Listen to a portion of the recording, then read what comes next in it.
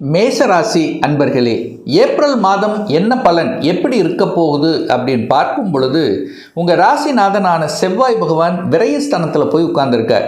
ராசிநாதன் விரயத்தில் உட்கார்ந்துட்டாரே, ஏதாவது கெடுபலன்கள் நடந்து விடுமோ என்கின்ற ஐயப்பாடு நிறைய பேருக்கு எழலாம்.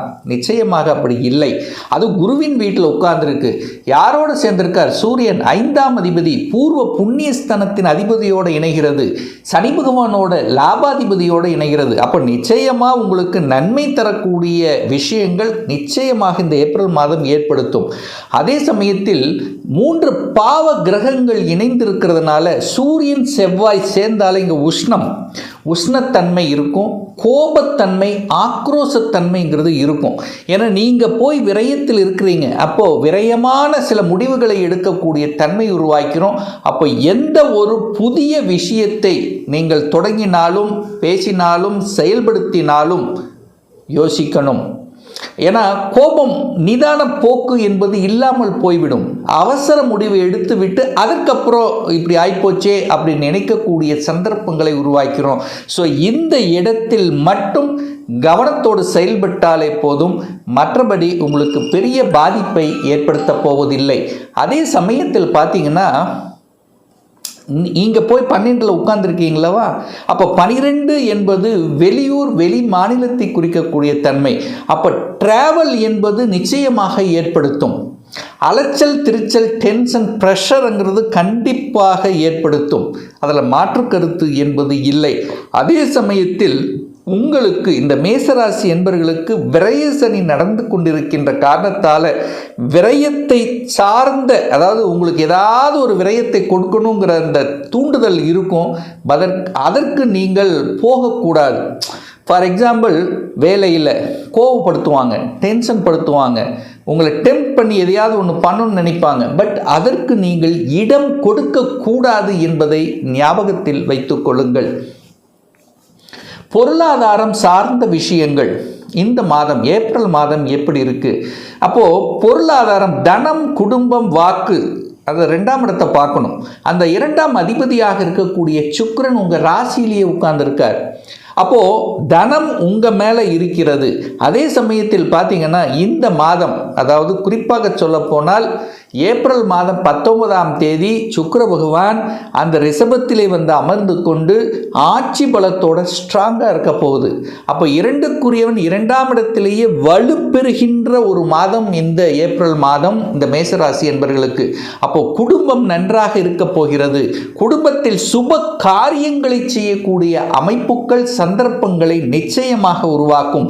பொருளாதார மேன்மையை கொடுக்கக்கூடிய அமைப்புகளை உருவாக்கும். அது தொழில் ரீதியாக இருந்தாலும் சரி, வேலை ரீதியாக இருந்தாலும் சரி, வேற எந்த விஷயமாக இருந்தாலும் சரி, உங்களுக்கு லாபத்தை தரக்கூடிய, பொருளாதார ஏற்றத்தை தரக்கூடிய ஒரு மாதமாக அமையும். குடும்ப உறுப்பினர்கள் ஒன்றாக சேர்ந்து ஏதாவது ஒன்று செயல்படுத்தி அதை வெற்றியடையக்கூடிய தன்மை இருக்கும்.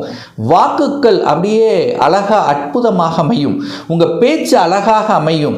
எந்த இடத்தில் எதை பேசணும், எதை செய்யணும் என்கின்ற அறிவு சார்ந்த நுட்பத்துடன் செயல்பட்டு வெற்றியடையக்கூடிய அந்த சந்தர்ப்ப சூழ்நிலைகளை நிச்சயமாக உருவாக்கும் இந்த மேசராசி அன்பர்களுக்கு. அதுவும் குறிப்பாக ஏப்ரல் மாதம் 19ஆம் தேதிக்கு அப்புறம் அப்படிங்கிறத எடுத்துக்கலாம். முயற்சி ஸ்தானத்தில், ஏன்னா 3ஆம் இடம் என்பது நண்பர்களை குறிக்கக்கூடிய இடம். அப்போ புதிய நண்பர்களை கொடுப்பதற்கான, உருவாக்குவதற்கான, அவர்கள் மூலமாக சில நன்மைகள் கிடைக்கக்கூடிய ஒரு நல்ல மாதம். அப்போ நண்பர்களால் ஆதாயம், அனுகூலம் கிடைக்கக்கூடிய ஒரு நல்ல மாதம்.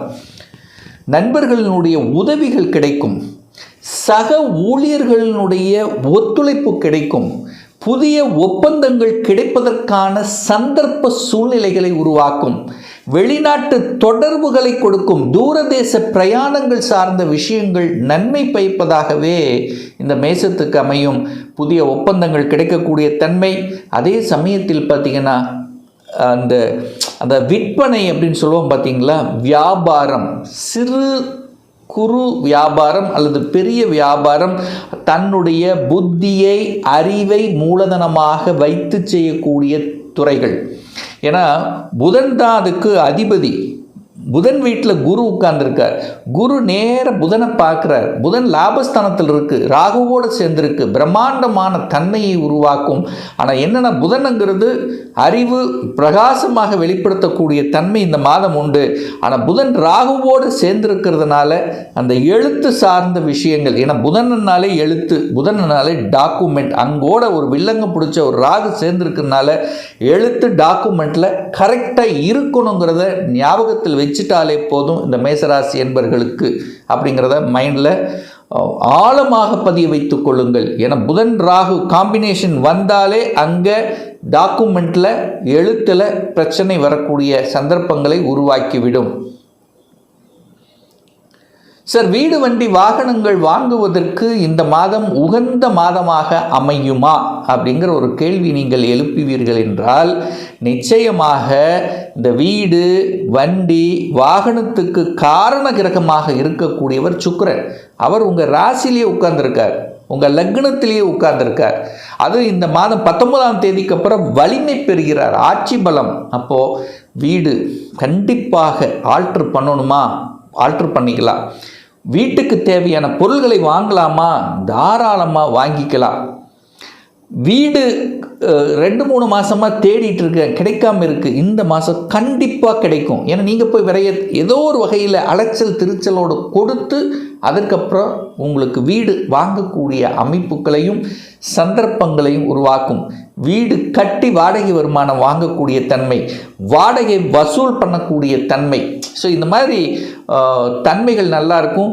அதாவது இந்த வாகனம் சம்பந்தப்பட்ட அதை சார்ந்த விஷயத்தில் தன்னுடைய தொழிலாக எடுத்து நடத்தி கொண்டிருக்கக்கூடிய அத்துணை மேசத்துக்கும் நன்மை தரக்கூடிய ஒரு நல்ல மாதமாக இந்த ஏப்ரல் மாதம் அமையிருக்கிறது. 5க்குரியவன் 5க்குரியவன் 12ல் போய் உட்கார்ந்துருக்கார். இப்போ கோபம் வரும், குழந்தைகள்னால கோபம் வரும், குழந்தைகளுக்கு அலைச்சல் திருச்சல் இருக்கும், குழந்தைகள் உங்கள் பேச்சை கேட்காம கூட இருக்கக்கூடிய தன்மை. ஆனால் இந்த ஏப்ரல் மாதம் 14க்கு அப்புறம் அப்படியே தலைகீழாக மாறும். யாரெல்லாம் உங்கள் பேச்சை கேட்காமல் இருந்தார்களோ, யாரெல்லாம் அந்த குழந்தைகள் நலன் சார்ந்த விஷயத்தில் குழந்தைகளுக்கு தேவையான பொருள்கள் வாங்க முடியாமல் இருந்ததோ, குழந்தைகளுக்கு செய்ய வேண்டிய கடமைகள் செய்ய முடியாமல் இருந்ததோ, அதை அத்தனையும் செய்வதற்குண்டான சாத்தியக்கூறுகள் என்ன, குழந்தைகளுடைய படிப்பு சார்ந்த விஷயங்கள் நல்லா இருக்கும். இந்த ஏப்ரல் மாதம் 14க்கு அப்புறம் நினைத்தது நடக்கக்கூடிய தன்மை இருக்கும். ஆனால் இப்போ கொஞ்சம் டென்ஷன் ப்ரெஷரோடு இருக்கக்கூடிய தன்மைகளை உருவாக்கிறோம். அதே சமயத்தில் பார்த்தீங்கன்னா 5க்குரியவன் உங்கள் ராசியில் வந்து உச்சபலம் பெறும் பொழுது பூர்வ புண்ணியம் பலப்படுகிறது அப்படின்னு அர்த்தம். அப்போ குலதெய்வத்தினுடைய அருள் கடாட்சம் உங்களுக்கு கிடைக்கப் பெறுகிறது. அப்போ குலதெய்வத்தை கெட்டியாக இந்த மாதம் பிடித்து கொள்ளுங்கள். ஒரு முறை ஏனும் பௌர்ணமியாக இருந்தாலும் சரி, அமாவாசையாக இருந்தாலும் குலதெய்வத்தை சென்று வழிபடுவது ரொம்ப சிறப்பு இந்த மேசராசி அன்பர்களுக்கு. உங்கள் ராசிலேயே வந்து சூரியன் 5ஆம் அதிபதி இருக்கின்ற காரணத்தால் குழந்தை பாக்கியம் சார்ந்த விஷயத்திலும் சில நற்பலன்களை கொடுக்கக்கூடிய அமைப்பு இருக்குது. ஒரு சிலருக்கு ட்ரீட்மெண்ட் மூலமாக சக்ஸஸ் கொடுக்கக்கூடிய அமைப்புகளும் இந்த மாதம் சிறப்பு பெறும். கடன் விஷயத்தில் மட்டும் கவனமாக இருக்கணும். ஏன்னா 6க்குரியவன் என்று சொல்லக்கூடிய புதன் பகவான் இப்போ இந்த மாதம் 11ஆம் தேதி மீனத்தில் போய் அமர்ந்து கொண்டு நேராக இந்த 4 சனி பகவான் 6ஆம் இடத்தை பார்க்குறார், சூரியன் செவ்வாய் 6ஆம் அதிபதி எல்லாம் பார்க்குறதுனால கடன் அப்படிங்கிறது கொடுக்கும். கடன் விஷயத்தில் கவனமாக இருக்கணும். கடன் தன்னுடைய கெப்பாசிட்டிக்கு மேலே போகக்கூடாது. 3 பாவகிரகங்கள் 6ஆம் இடத்தை பார்க்குது.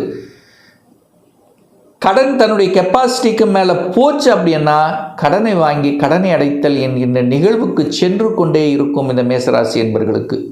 எதிர்ப்பு பகை விஷயத்தில் கொஞ்சம் கவனமாக செயல்படணும்.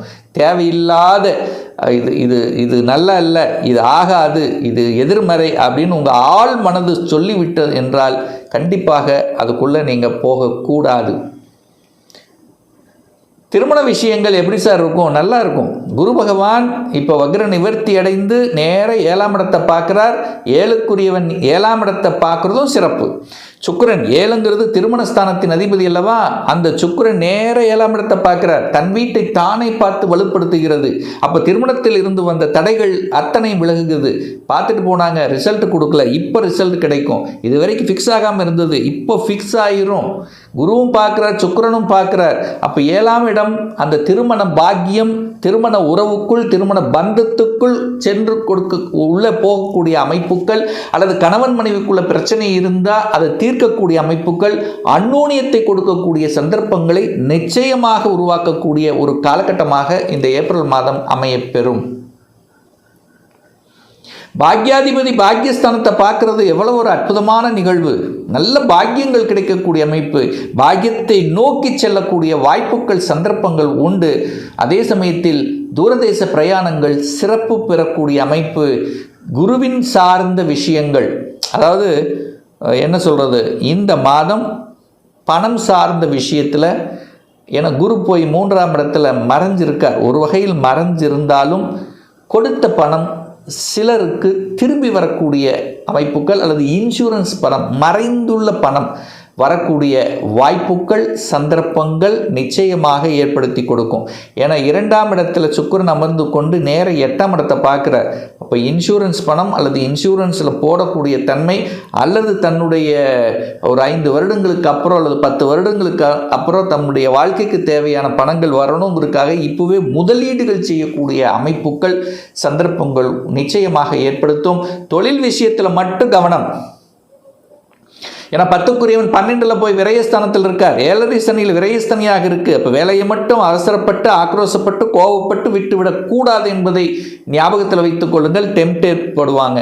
ஸோ இந்த மாதம் மேசத்துக்கு ஒரு நல்ல மாதம், நல்ல மாற்றங்களை, திருப்பங்களை கொடுக்கக்கூடிய ஒரு மாதமாக இந்த மேசத்துக்கு அமையப்பெறும்.